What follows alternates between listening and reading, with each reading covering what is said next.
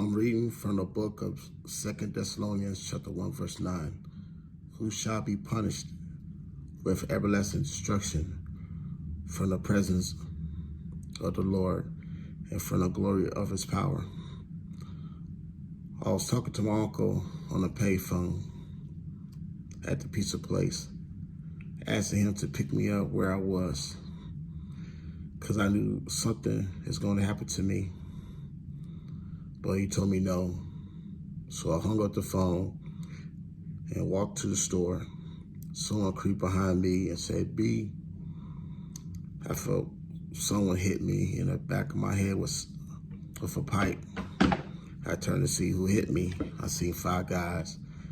I was so dizzy from being hit, I couldn't defend myself. So I tried to run and I blacked out. And moments later, I woke up. It was dark outside. My soul is floating in midair as I seen a white guy carry my body with his right arm down the street. I heard his thoughts. He is praying to Jesus that I don't die.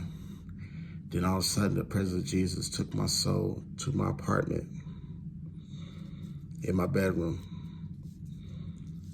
He had me to look up at the ceiling. I seen red Kool-Aid that looked like red liquid glowing crystals dripping off the ceiling. He left my soul and I went through the ceiling up to the sky. I was talking to Jesus about something, but I didn't remember what I told him.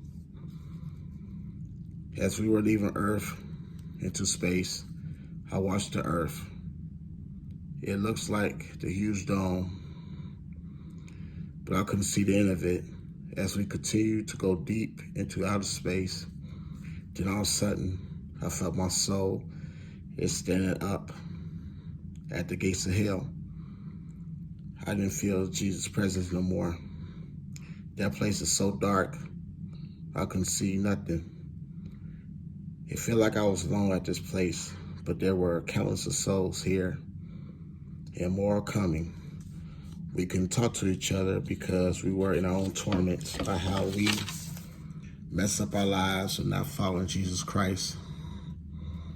As we are waiting for our bodies on earth to die, so the angels of God will throw us into hell. No one could hear our cries and woes. I became terrified. The angel was on his way to grab my soul and cast me into hell. Then all of a sudden, the presence of Jesus stood in front of me. The same angel walked past through me to grab a different soul and threw it into hell. I was terrified. That's Jesus. Am I dead? I felt Jesus' voice in many directions. He talked to me in a heavenly language I wasn't allowed to remember, but maybe someday Jesus might reveal what he told me. After he finished talking to me, in a twinkling of an eye, Jesus took my soul out of the gates of hell and put me back into my body. I opened my eyes. I touched the back of my head. It was busted open.